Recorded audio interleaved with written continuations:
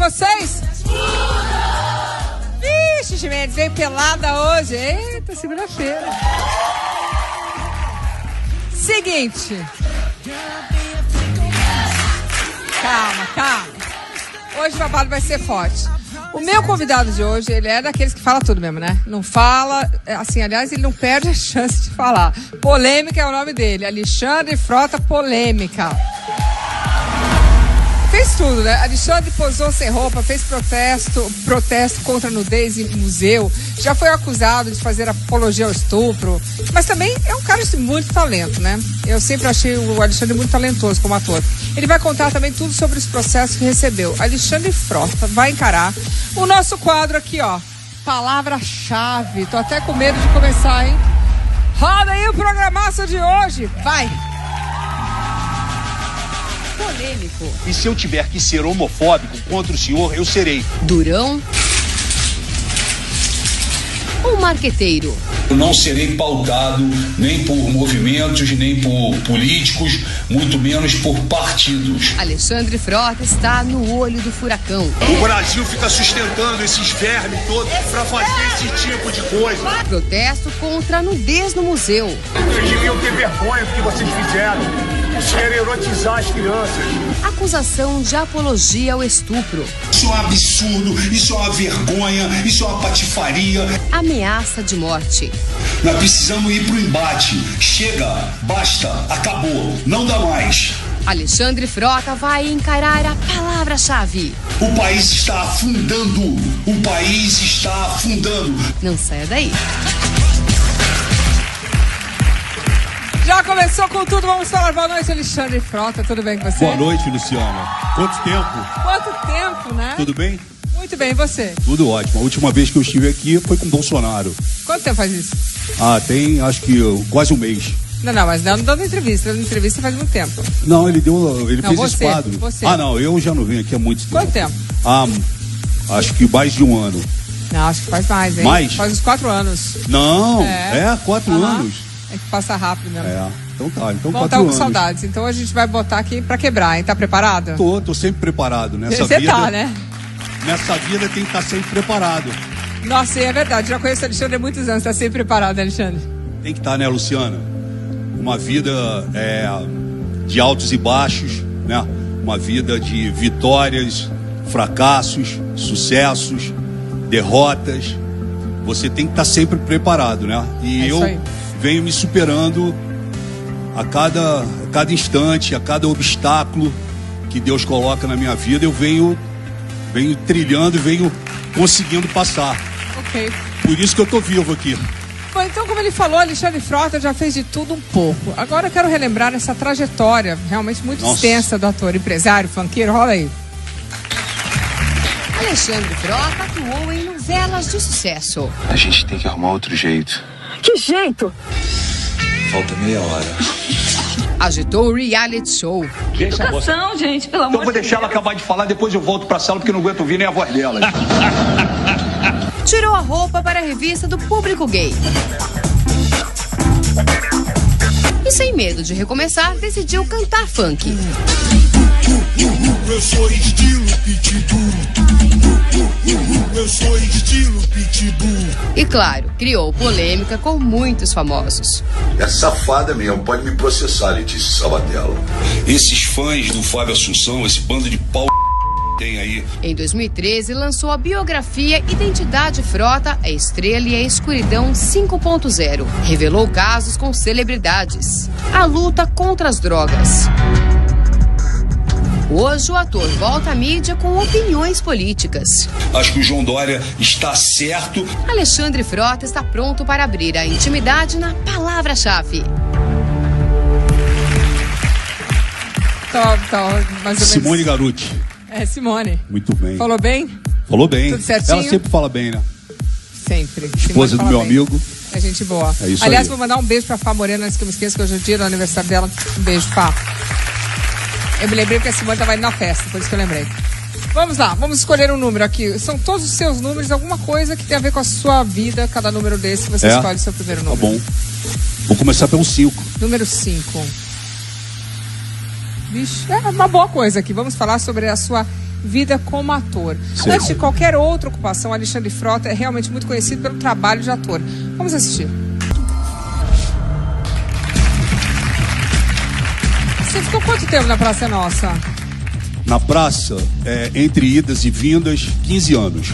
Como idas e vindas? Porque eu saí algumas vezes, fui fazer outras coisas e voltei de novo, né?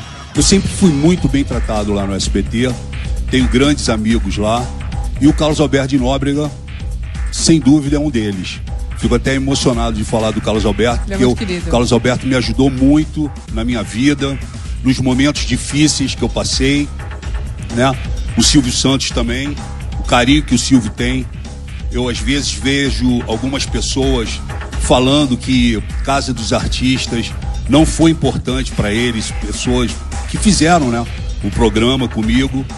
Eu, ao contrário, acho que foi um grande momento, não só da televisão brasileira, como da minha vida também. No momento em que eu atravessava uma série de complicações na minha vida, né, Luciana? Eu já tive a oportunidade de falar com você aqui, que eu fui durante muito tempo dependente químico, né? Eu mergulhei muito fundo nas drogas, e isso fez com que a minha vida tomasse um rumo muito diferente, sabe?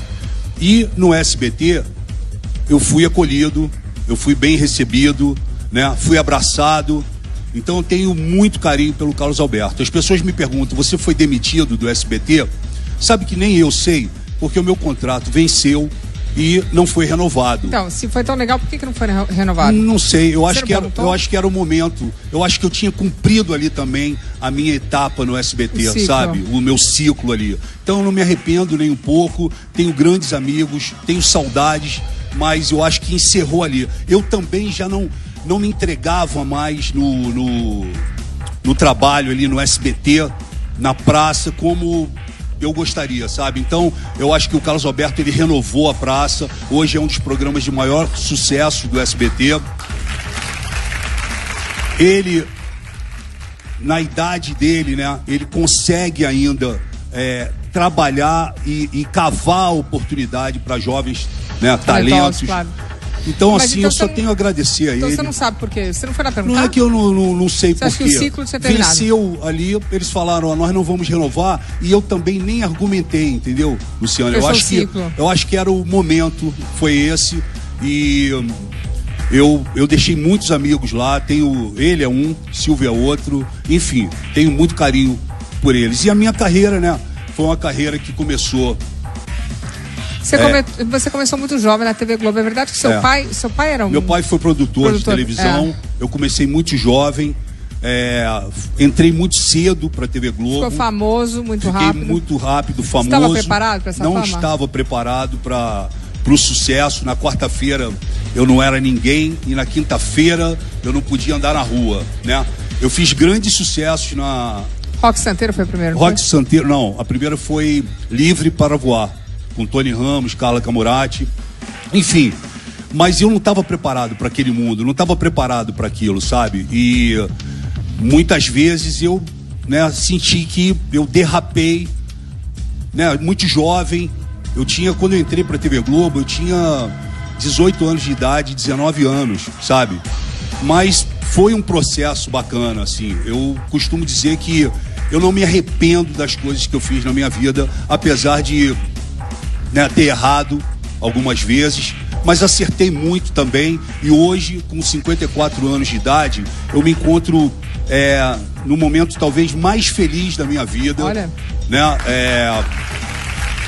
Principalmente, Luciana, pela minha família, né, que hoje, sabe, tem Fabiana, tem o Enzo e, sabe, todas as pessoas que me cercam. Isso me dá uma tranquilidade que durante muito tempo eu busquei e não encontrava, entendeu? Então a coisa da família, a família, sabe, realmente me preencheu. Mas você é um ator, assim, extremamente talentoso. Você não sente falta? Você sonha em voltar para Globo? Não sonho em voltar, principalmente para Globo. Não sonho em ser ator. Eu acho que encerrou. Você é ator, não? Hã? Você é ator. Eu acho que encerrou essa minha fase, esse meu ciclo de vida. Hoje eu tô focado em outras coisas. Não me vejo mais trabalhando na televisão como ator, como produtor, como diretor. Não quero mais. Eu acho que foi um passo que eu consegui, né, vencer, porque é como se fosse um jogador de futebol quando não tem mais a bola. Você se preparar para sair da televisão é difícil, não é para qualquer um, né? E eu me preparei. Eu juro para você que eu me preparei e não me arrependo das coisas que eu fiz. Quero agradecer a você por ter falado que eu sou um grande ator, porque poucas pessoas... Mas é mesmo. Poucas pessoas, Luciana, enxergam o que eu fiz no passado. Parece que eu nasci ator pornô. Não, você é um grande ator, atua bem. Então, agradeço você por falar isso, por relembrar algumas coisas, algumas cenas que eu fiz. E pra mim tá tudo certo. Vamos, a vida segue. Com certeza. Bom, vamos mais um número. Mais um número? 8. Número 8. Vixe, vou falar de gênero, o negócio caga fogo quando fala de gênero, né? Gênero? Depende do gênero. Depende. Frota ajudou a divulgar um protesto contra uma filosofia americana. A manifestação filósofa americana, né? O negócio terminou... Você vai explicar. O negócio terminou uma loucura, uma verdadeira queima às bruxas. Eu quero entender, porque essa eu não sabia. Coloca aí. A personagem Ivana proporcionou o debate sobre a identidade de gênero.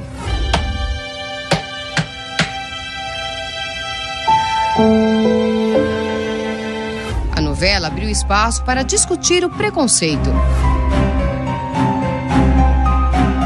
Mas parece que Alexandre Frota não quer conversa. Essa ideologia porca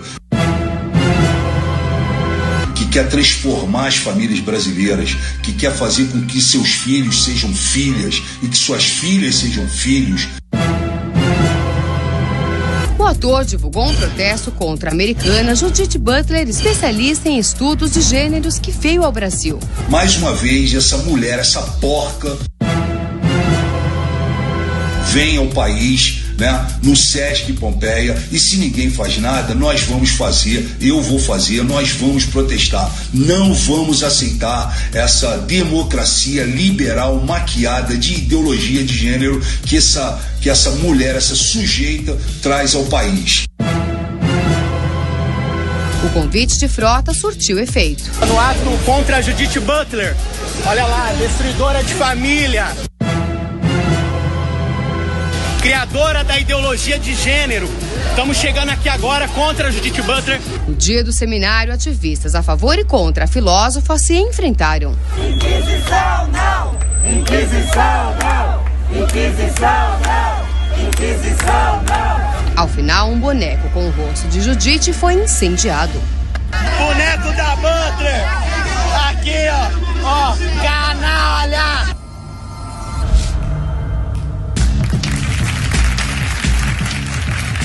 Bom, Alexandre, você é contra a filósofa Judith Butler, que ela diz que a condição, né, que na realidade o gênero é uma condição social. Então a pessoa é apresentada como menino porque ela vive como menino, ela é apresentada como menina porque vive como menina. Mas na realidade ela é uma estudiosa, certo? Sim. Você é um cara extremamente, vamos dizer assim... Não sou um estudioso. Não, mas não era isso que eu ia dizer. Você é um cara que eu acredito ser, assim, aceita as pessoas do jeito que elas são. Eu não entendi por que você ficou tão furioso.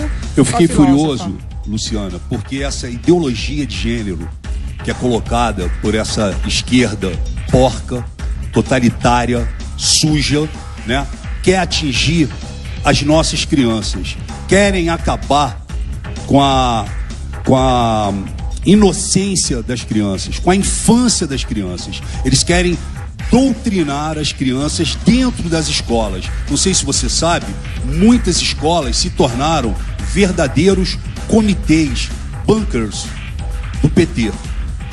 E isso tem afetado as famílias. A ideologia de gênero em si, ela é muito mais do que as pessoas possam imaginar. Não é só a questão de menino ou menina. A questão vai mais funda, porque eles querem pegar a simbologia, porque o menino, ele vai pela imitação, a menina também.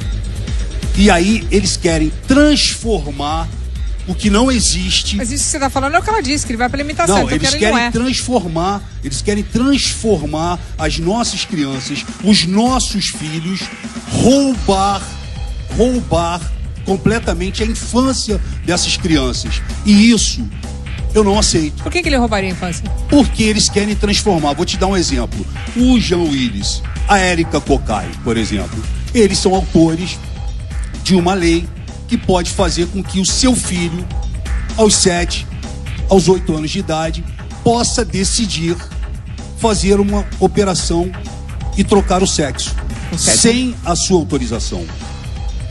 E o SUS... Com 7 anos? Com 7 anos. E o SUS... A pessoa pode ter ideia que se tivesse, não vai passar, né?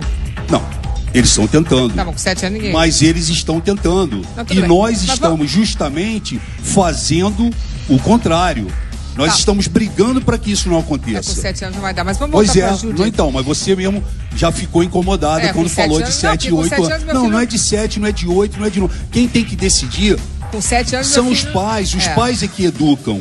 Entendeu? A escola pode ensinar, claro, mas os pais educam. Com 7 anos a criança não tem. Então eu não aceito. Ela veio aqui pregar covardemente a destruição das famílias brasileiras. E eu não gostei, me senti invadido, abusado, e por isso nós marcamos uma manifestação para mostrar o nosso repúdio a essa mulher.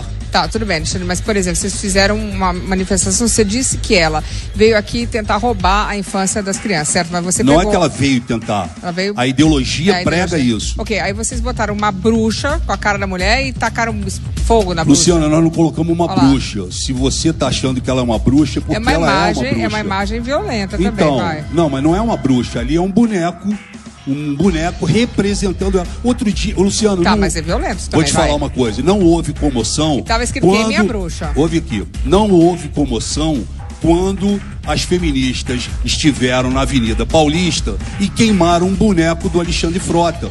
Mas tudo bem, mas a gente tá falando disso, mas então, eu não trouxe as feministas. Mas aí são 2 pesos e 2 medidas. Não, Alexandre, desculpa, você vai ter que responder por isso. Agora, se você quiser, eu posso você quer que eu responda? Fala aí. Eu quero, depois, se você quiser, eu trago as feministas aqui pra brigar com elas, que ela queimaram o seu boneco. Fala. Mas assim, você não acha que foi uma coisa assim meio pesada? Não, você não pegar acho. a boneca, falar queime a bruxa, um exemplo violento também? Não acho. Foi uma maneira certa de expor a o que gente você tem acha? que ser viril nesse país. Esse país tem muito fórum, muita discussão, muito blá blá blá. Esse país ficou um país chato. Tudo é racismo, tudo é assédio, tudo é preconceito.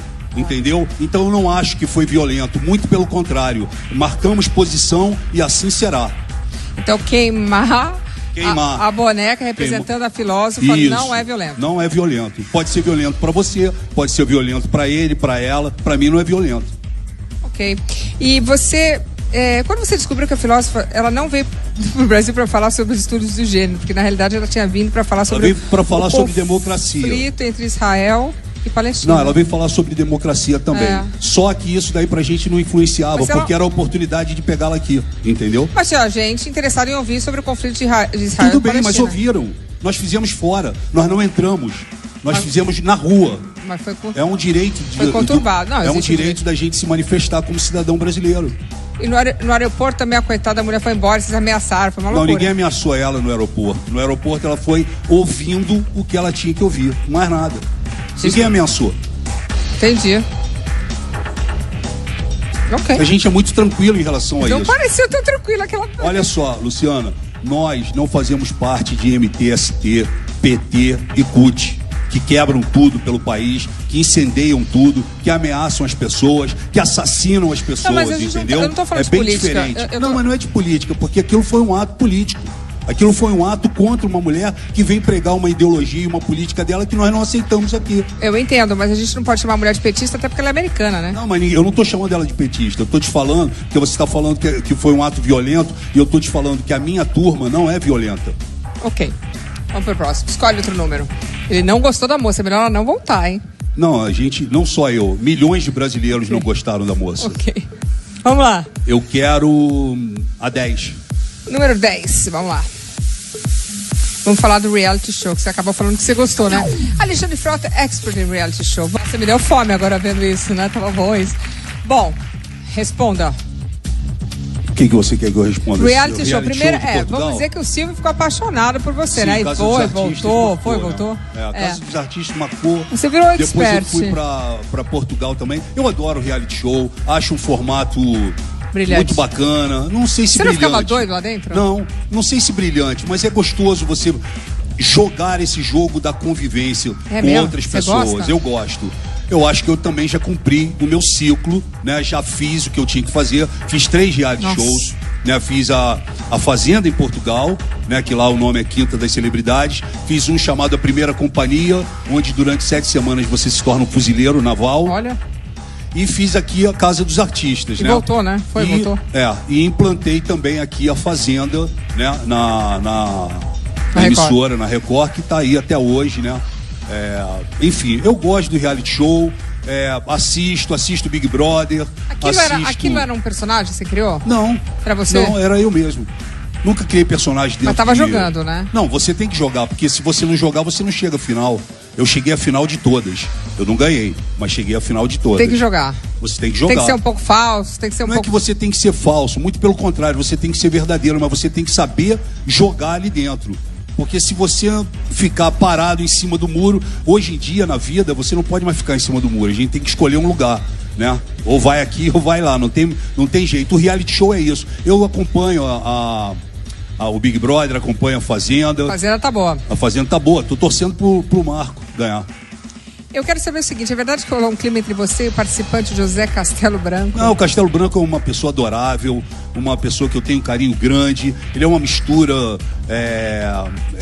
muito andrógeno, sabe? É um cara diferenciado. Me lembrava o Clodovil, mas, sabe, ligado em 350, sabe? Um negócio absurdo, assim, sabe? E eu tenho carinho por ele. Foi um cara que formou uma dupla comigo, engraçada, de humor lá dentro em Portugal. Pra você ter uma ideia, quando eu saí do reality show em Portugal, eu não podia andar na rua lá, porque foi um negócio, sabe, assim, parou o país pra ver esse programa. E eu me orgulho de todos os realities que eu fiz. É muito Mas você não ganhou. Por que você acha que você não ganhou nenhum? Eu não sei. Aí você que é o expert. É o público que decide, né? Mas você assistiu depois? O público me leva geralmente até a final e depois eu não ganho. Mas você assistiu? Você assistia? Assisti todos. Aí você faria alguma coisa diferente? Nada diferente. Você não fiz tudo que você puder imaginar dentro de um reality show que algum participante tem pra fazer, eu fiz. Você fez o edredom? Não. Fiz o edredom, fui embora abandonei o programa no meio do programa, aí voltei, né? Fiz de tudo que você pudesse imaginar, porque ali você tem que viver, né? Você tem que procurar viver o máximo dos segundos. Quanto tempo você já ficou ali dentro confinado? Foi o máximo? Ó, em Portugal foram 78 dias. Difícil ficar sem sexo esse tempo todo? Não, porque em alguns deles eu consegui fazer sexo dentro. E quando não conseguia? Quando não conseguia, eu ficava sem sexo. É difícil? Não. Aguenta bem? É normal, é tranquilo. É tanta coisa acontecendo, é tanto conteúdo, é jogo, são missões que você tem que criar. Tá focado naquilo. Você tem que ficar focado. E aí você acaba passando. Você comentou Ninguém morre por causa de falta de sexo. Só tá perguntando. Eu tô te falando. Tem gente que fica meio doida, hein? Mas tem gente que fica meio doida. Você sabe que homem é meio estranho, né? Bom, por que você saiu da direção da Fazenda? Eu saí da direção da Fazenda porque eu não me entendia mais com o Rodrigo Carelli, que é o diretor que estava lá também, né? Que aliás fui eu que levei ele para Record. Eu achava que a condução do programa não era a que a gente tinha trabalhado no início, né? E aí eu comecei a me dispor com ele. Não, eu não pedi para sair. A Record achou melhor me afastar e me levou pro Hoje em Dia. Ok. Vamos para mais um número, escolhe aí. Número 2. Número 2. Ih, falar de você pelado agora, tô vendo, Nudez. Falar pelado. Alexandre foi contra a exposição, não é ele pelado não, no Museu de Arte Moderna, em que uma criança tocou a perna e a mãe de um artista... Não, e a mão, não. Eu vi a cena. A criança tocou a mão e a perna de um artista nu que estava deitado no chão. A mãe da criança estava lá, mas foi isso que aconteceu. E aí você foi e protestou arduamente. Coloca aí. Frota, que já posou nu 5 vezes, agora se diz contra a nudez em um museu. A performance causou polêmica por permitir que uma criança tocasse a mão e a perna de um artista sem roupa. Em protesto, Frota entrou no espaço com a bandeira nacional. Tá aí, ó. Eu falei que eu ia entrar no MAN. E bateu boca com os curadores da exposição. Quer discutir comigo sobre filme? Tu quer discutir comigo sobre filme? Tu quer discutir comigo sobre filme? Filme não é feito pra criança, rapaz. Não é feito o que vocês fizeram. Vocês deviam ter vergonha do que vocês fizeram.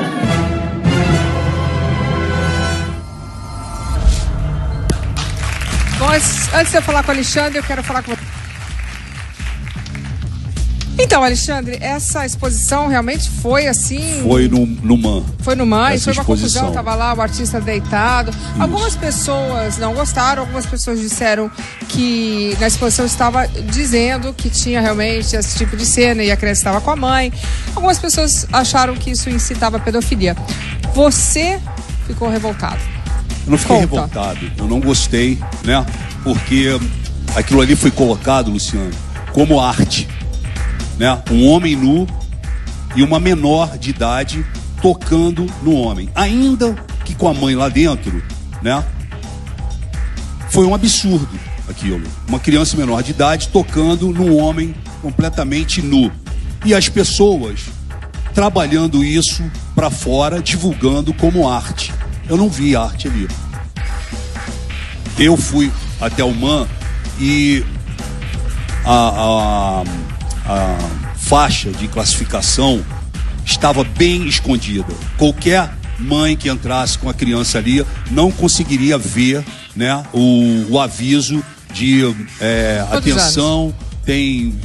Era livre, estava livre, né? E aí, nesse momento, eu me vi na obrigação de gritar, de, sabe, ir pra cima. E foi o que a gente fez. Não houve nenhum tipo de, sabe, violência nem nada. Eu fui ao MAN, comprei ingresso, entrei, perguntei ao segurança aonde que era a sala que o homem ficava nu, né? Com a criança tocando, ele me apontou e aí eu fui lá. E aí começou uma confusão, eles fecharam a exposição, né? Não quiseram se posicionar em relação a isso. O diretor da exposição veio falar, pô, mas você fez filme pornô.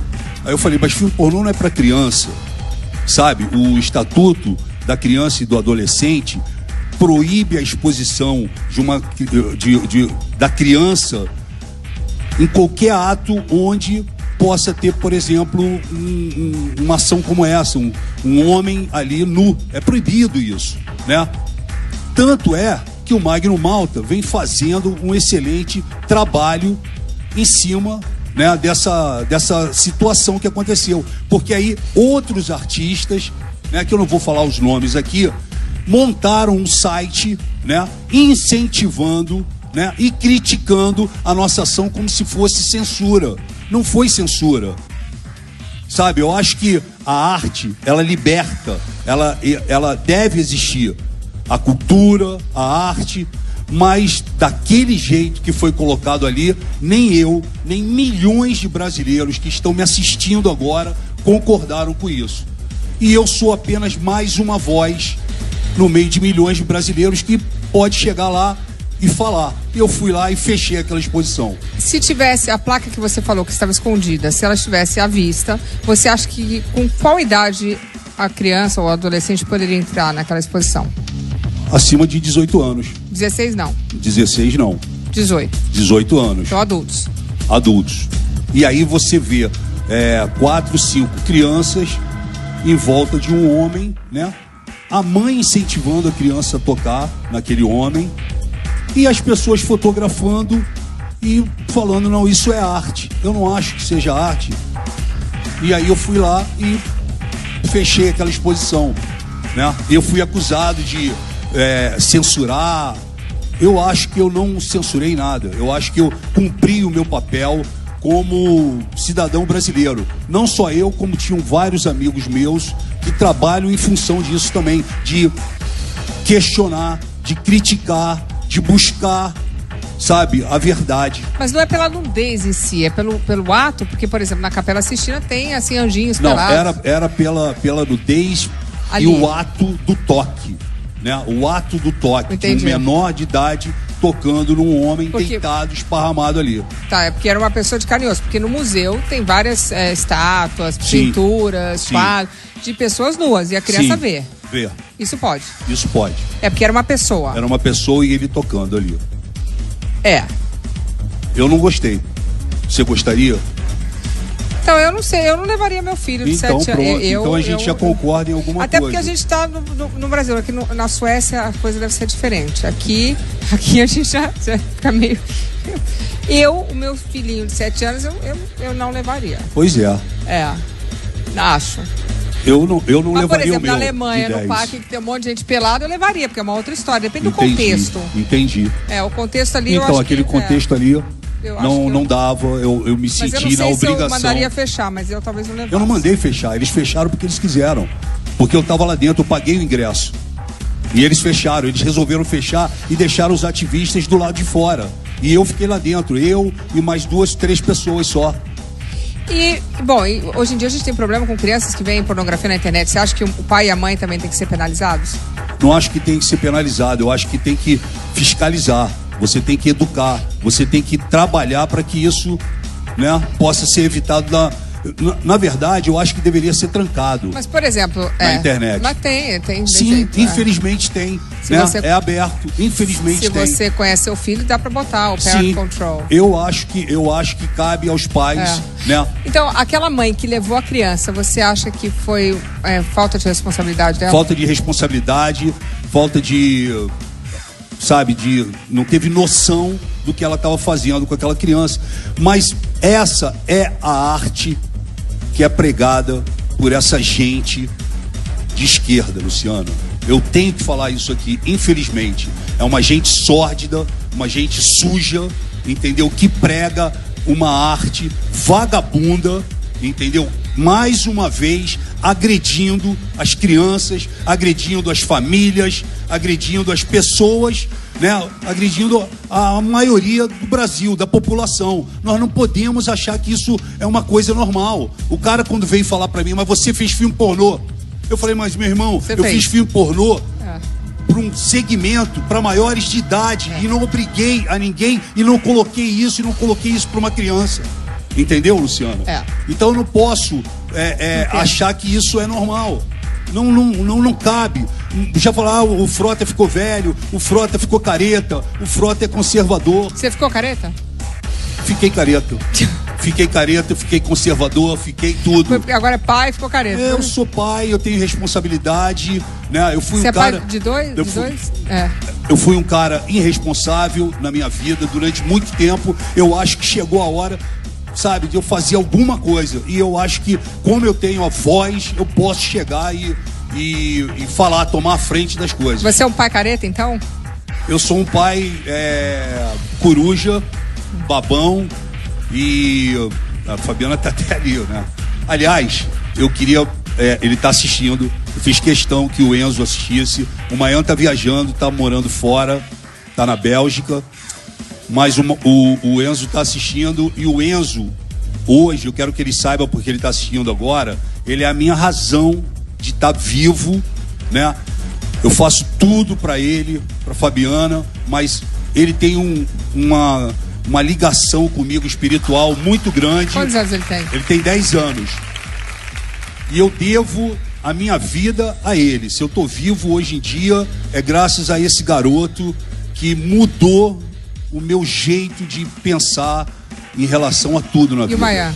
E o Maian também. O Maian é um garoto hoje de 18 anos de idade. Lembra que eu te falava, né? É um garoto de 18 anos de idade, maior do que eu, né? Tá mais alto do que eu, joga basquete, tá morando na Bélgica, né? Mas Natal, Ano Novo, essas coisas, ele vem ficar. Só que é um homem galalau, enorme e bonito. Nossa, arrasou, hein? E bonito. Luciano, antes de eu escolher aqui, boa, eu queria só agradecer aqui a presença do pessoal que faz um trabalho no Morumbi, SOS Morumbi, Sueli, é isso? Fala o nome. Levanta a mão. Valéria e Marilise, que tá aí, e o Luiz também. Você sabe que o Morumbi passa por uma série de situações, né, delicadas, e essas 3 pessoas são responsáveis por fazer um trabalho chamado SOS Morumbi, onde fazem com que as famílias se juntem para combater a violência. Eles fizeram questão de vir no programa hoje, então eu queria mandar um beijo para todos eles pelo trabalho que eles fazem. Muito bem. A sociedade está se unindo, né? A sociedade se unindo, já que o Estado não tá fazendo nada. Não faz nada. É isso aí. Bom, vamos lá, mais um número. Número 4. Número 4. Agora a gente vai falar de crime. Nossa. Alexandre Frota foi acusado de fazer apologia ao estupro após uma polêmica entrevista. Como assim, Alexandre? Coloca aí. Uma entrevista de Alexandre Frota virou caso de justiça. Ele narrou uma suposta relação sexual com uma mãe de santo. Eu fiquei olhando assim, cara. Ela virada, eu olhei, eu falei, meu irmão, essa mãe de santo tem um jogo aí, mano. Dá pra pegada. O ator diz que fez a mulher desmaiar. Ela apagou igual no Ultimate.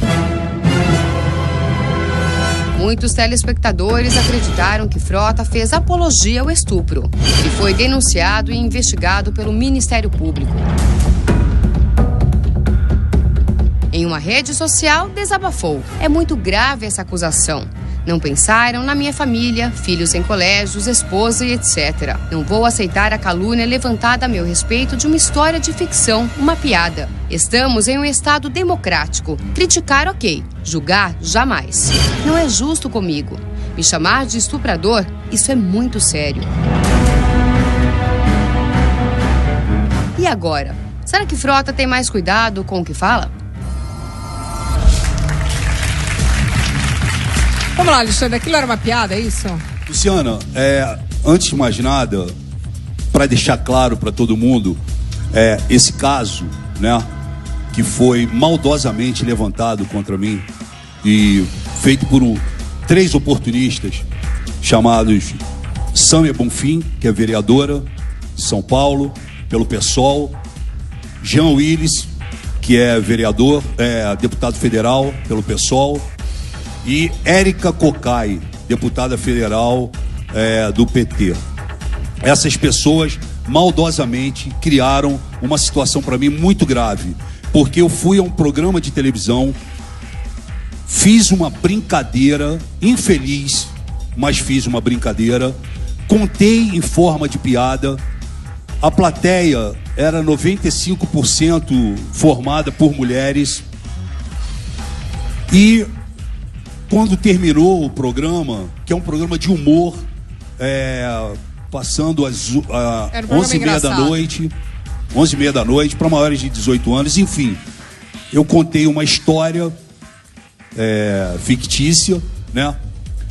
E isso foi tentado ser transformado numa acusação de estupro, né? Muito grave. E aí essas 3 pessoas, o Jean Willis, a Érica Cocai e a Sâmia Bonfim, fizeram abaixo-assinado no Facebook, nas redes sociais, né? E obtiveram 50 mil assinaturas pedindo que o MP, o Ministério Público, né, de São Paulo, abrisse uma PIC, né, uma investigação contra mim. E eu fui chamado ao Ministério Público. Na ocasião, eles queriam que o apresentador da TV Bandeirantes fosse demitido e preso, que eu fosse preso, e eles queriam fechar a TV Bandeirantes. Por causa disso. E eu fui chamado no Ministério Público. E aí o Ministério Público entendeu que não houve apologia e muito menos crime, né? Eu não sou e nunca fui e abomino o estupro. Eu odeio isso, né? E aí eu fui acusado de uma coisa que eu não aceitava, em hipótese alguma. E as pessoas se usaram desse argumento para me agredir o tempo todo. Eu sofri um apedrejamento, sabe, medieval nas redes sociais. E eu não podia aceitar isso, eu não podia me calar, né? Em hipótese alguma. Alexandre, como você criou essa piada? Era uma piada? Foi uma piada improvisada, Luciana. Naquele momento? Naquele momento, sabe? E mais, assim, as pessoas sabiam que era uma piada? As pessoas riram muito, todas, sem exceção, né? E era uma piada, eu estava num programa de humor, né? Tanto é que o Ministério Público entendeu isso, né? Mesmo assim, eu voltei a Bandeirantes para que não criasse nenhum tipo, para que a coisa não se prolongasse. Fui lá, pedi desculpas ao público, ainda que acho que não tem errado, mas pedi desculpa ao público. Fui também a uma instituição... Uma ONG. Uma instituição que comanda praticamente todas as religiões afro, sabe? Fui lá numa festa, convidado por eles, porque eu envolvi um personagem, né? E pedi também, tive a oportunidade de pedir desculpas àquelas pessoas que aceitaram, né? Então é muito difícil. Eu que, sabe, sempre batalhei pelas mulheres, sempre, sabe, eu não tenho nenhum tipo de problema com nenhuma mulher, sabe? E aí, você ser apontado como estuprador, realmente foi uma coisa que eu não aceitei. Não aceito até hoje, entendeu? Você acha que o mundo está vivendo um momento muito chato? O mundo está vivendo um momento politicamente correto, ninguém pode difícil. falar nada. É um momento muito difícil, é um momento muito perigoso, né? E que nós precisamos ter bom nos senso. Unir, né? Ter bom senso, nos unir e não deixar que as coisas, né, tomem esse tipo de rumo, essa grandiosidade que tentaram, né, essa história grandiosa que montaram em torno de mim. Você me conhece há muitos anos, sabe da minha índole e sabe que eu jamais seria capaz de fazer mal a uma mulher. Não acredito nisso. E aí, de repente, eu me vejo, ele é estuprador. Primeiro eles começaram com a história do estuprador. Aí quando eles viram que não ia colar o estupro, porque não existia a pessoa... Nenhuma mulher que foi estuprada. Como não existia, aí eles começaram a levar para apologia ao estupro. Entendeu? Quando eu fui ao Ministério Público, eu já entrei lá na apologia, já não era mais... O estupro. E foram esses três políticos... Amigos seus. Esses três políticos, né, vagabundos, que é o seu Jean Willis, a dona Érica Cocai e a Sâmia Bonfim. Por que eles te perseguem? Porque eu não compactuo com a covardia, com a sujeira e com a imbecilidade deles.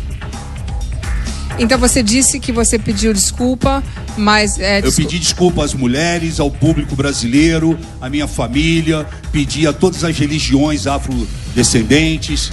Achei melhor pedir para que isso... Porque eu não tenho problema, eu não tenho problema em pedir desculpas. Isso eu acho que faz parte, né? Mas eu me desculpei de algo que na verdade eu não tinha feito. Mas eu achei que, pro bem de todos, vamos pedir desculpa.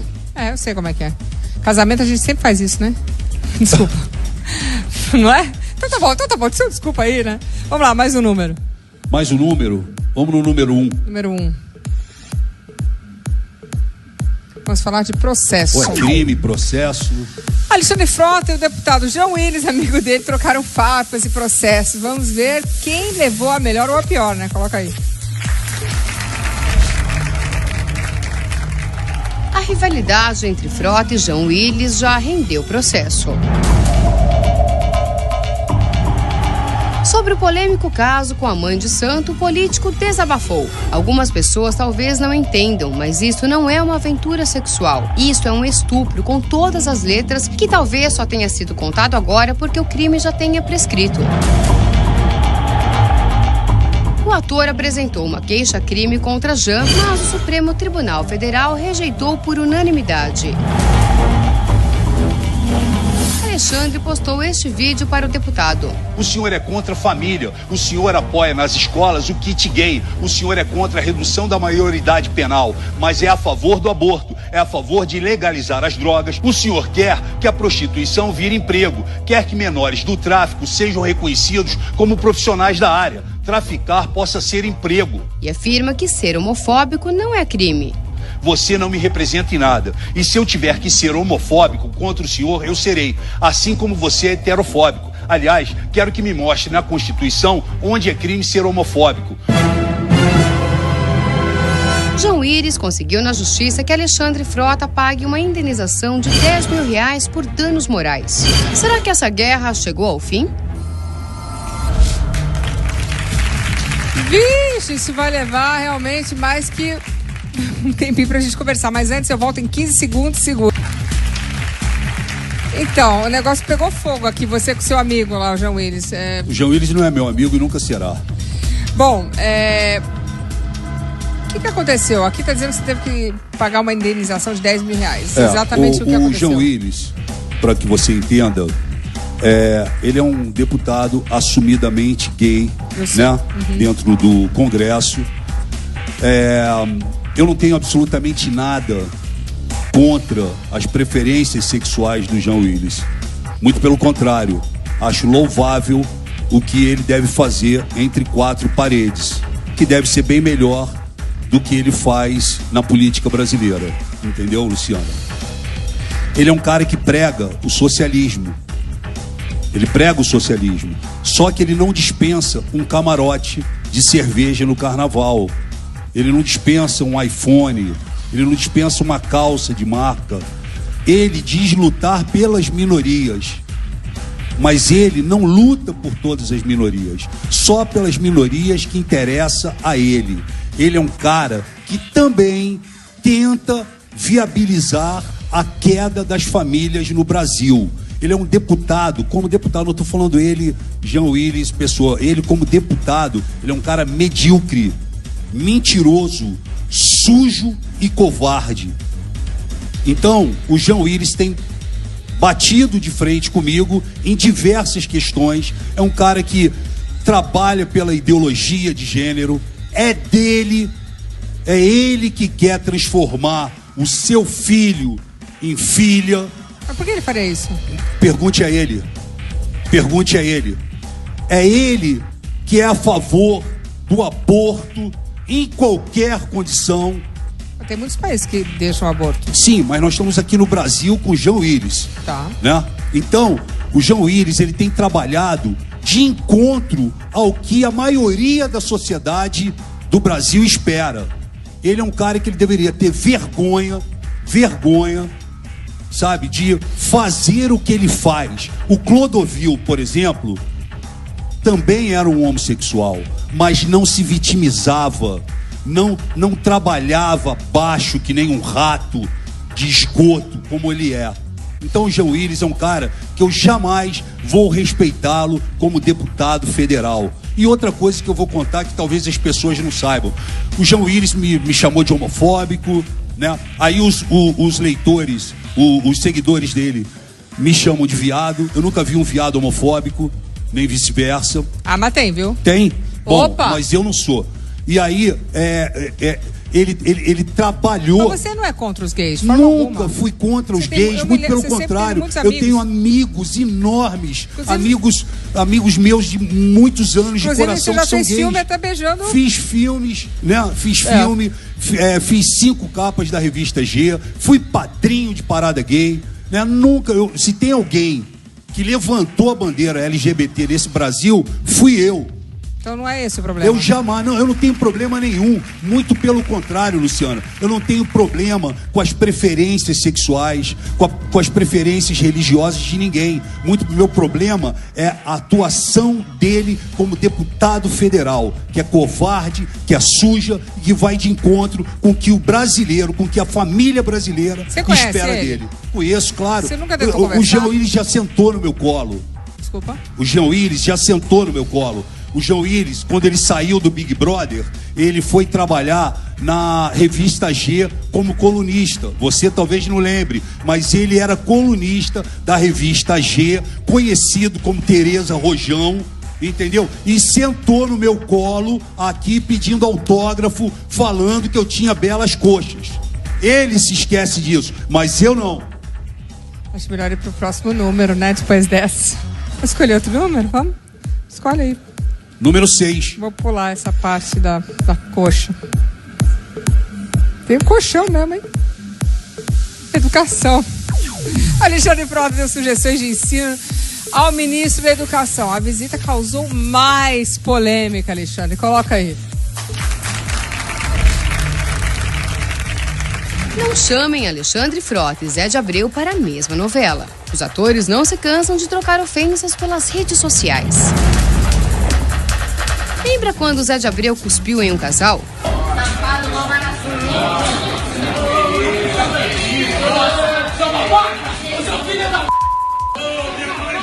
Frota não perdoou e desafiou. Tô louco pra encontrar contigo, irmão. Tô louco pra encontrar contigo. E vou te dar minha cara pra você cuspir, Zé. Eu duvido você cuspir. Um mês depois, Frota visitou o gabinete do ministro da Educação, Mendonça Filho, com sugestões de ensino.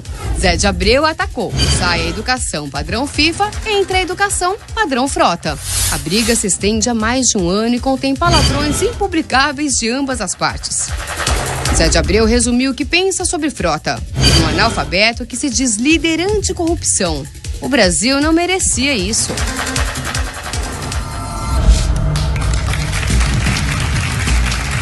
Alexandre, quem é que começou a briga, você ou José de Abreu? Quem começou essa briga foi ele, que agrediu uma mulher no restaurante, cuspiu na cara da mulher, cuspiu na cara do namorado de uma mulher brasileira, né? Fez um escândalo bêbado, né?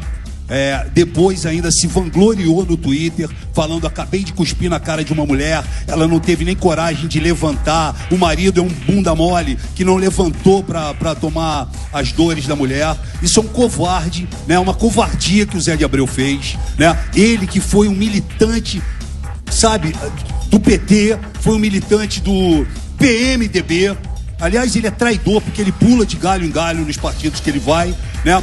E esse cara, quando ele cuspiu na cara da mulher, eu fiz esse vídeo repudiando, né? Fui ao restaurante, marquei com ele pra ir, eu fui no restaurante de novo porque eu queria que ele cuspisse na minha cara, para ver se ele realmente honra o que ele tem pendurado entre as pernas, né? E ele não foi, não apareceu. E meses depois, não sei se você sabe, eu sou um dos maiores defensores para extinção da Lei Rouanet, dessa farra da cultura que esses artistas, que essa panela fizeram com o nosso país, fizeram dentro dessa lei de incentivo que é a Lei Rouanet. E o seu Zé de Abreu me aparece encabeçando essa lei, né? Pegou dinheiro incentivado pelo governo e não montou o espetáculo que ele tinha que montar. E até hoje não devolveu o dinheiro para os cofres públicos. É Zé de Abreu e é uma lista enorme de artistas que eu não vou falar aqui, porque inclusive tem alguns que são amigos seus. Então a lista é muito grande dos artistas que roubaram o país com essa Lei Rouanet. Uma lei que só favoreceu um grupo fechado de artistas, uma panela de artistas, tanto a Lei Rouanet como a Ancine também, que projetou e prospectou diversos longas-metragens pelo país inteiro. Sempre é a mesma panela, Luciana. Muita gente conseguiu fazer os filmes com isso. Sim, mas é só os filmes, é sempre os mesmos atores, os mesmos diretores, as mesmas produtoras. E você acha que as pessoas estão lutando pela extinção da Lei Rouanet? Não é para acabar a cultura, muito pelo contrário, né? Claro. Muito pelo contrário. Eu sou uma das pessoas que apoio e dou força à cultura brasileira. Você acha que não tinha que ter uma lei para o incentivo? Tem que ter uma lei, então. Mas a Lei Rouanet tem que ser mudada, tem que ser extinta. Nós temos que fazer uma lei nova, porque não pode, é uma farra da cultura. Luciana, teve um show de rock no país há pouco tempo. Você acredita que uma festa em Manaus para 200 pessoas estava sendo incentivado 25 milhões? Nossa. O maestro João Carlos Martins não sabia. Foi incentivado 25 milhões em nome dele. Ele não sabia. Aí tem uma empresa chamada Bellini, que até o casamento do filho ele produziu com Lei Rouanet. Bom, eu não sei da história. Não, eu sei, por isso que eu tô te falando. Eu isento você aqui, fica tranquilo. Isso quem tá falando sou eu, porque eu sei, porque eu estudei isso, porque eu tenho acompanhado isso junto com o Marco Feliciano, junto com o Bolsonaro, junto com o deputado Sócrates. Eu tenho acompanhado isso, a CPI da Lei Rouanet. Que sugestões você levou ao ministro da Educação? Eu não levei sugestões, eu apresentei para ele via Bia Kicis, que é uma amiga minha, que é uma ativista de mão cheia. Nós fomos até o ministro da Educação. Quando eu fui lá, ele ainda era ministro da Cultura. Em 2 dias, ele deixou de ser da Cultura e ficou só ministro da Educação. E eu fui, mesmo assim, já tinha o cerimonial dele, já tinha marcado, eu fui até Brasília. Eu ia falar sobre a Lei Rouanet com o ministro da Cultura. Aí quando cheguei lá, ele já não era mais da Cultura, era só da Educação. Eu apresentei a Bia Kicis para ele para falar sobre a escola sem partido, a importância da escola sem partido que o Brasil precisa. E foi isso que foi apresentado lá. E aí, o que o PT fez? Disse que a minha ida ao Ministério da Educação falar com Mendonça Filho era um estupro coletivo. Tinha acabado de acontecer o estupro coletivo no Rio de Janeiro, onde 16 bandidos estupraram uma menina, uma adolescente. Verdade.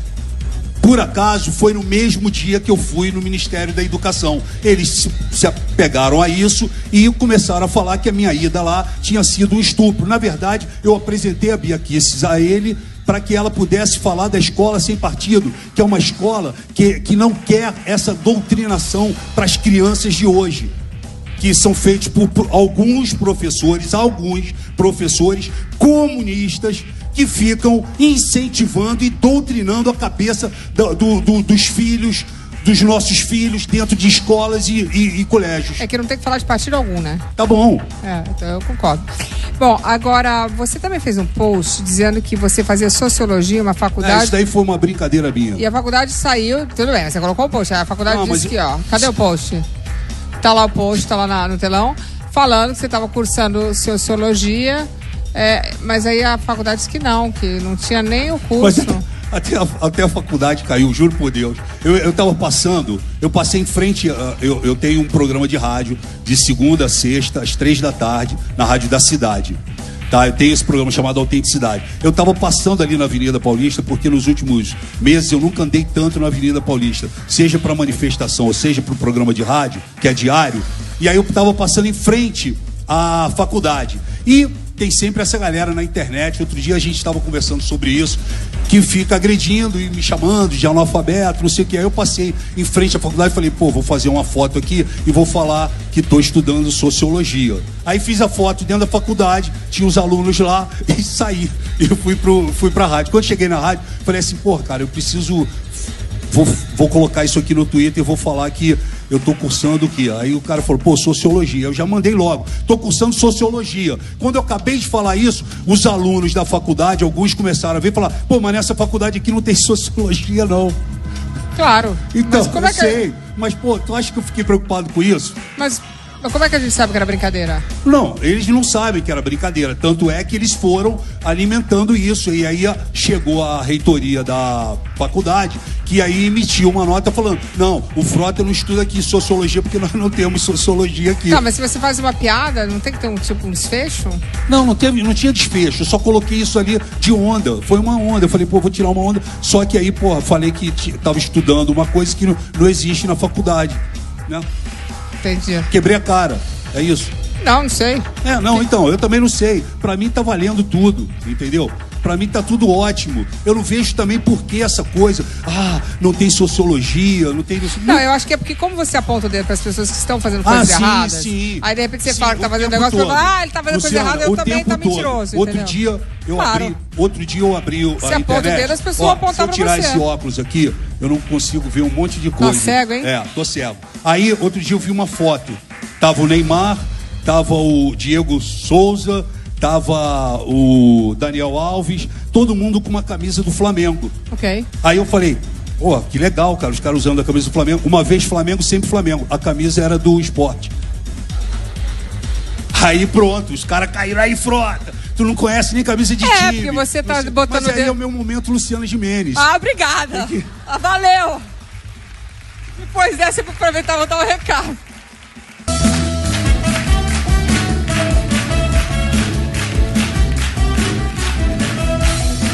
E estamos de volta com o nosso Palavra-Chave com Alexandre Frota. Alexandre, infelizmente, eu tenho que dizer, as boas notícias são que você arrasou, as más é que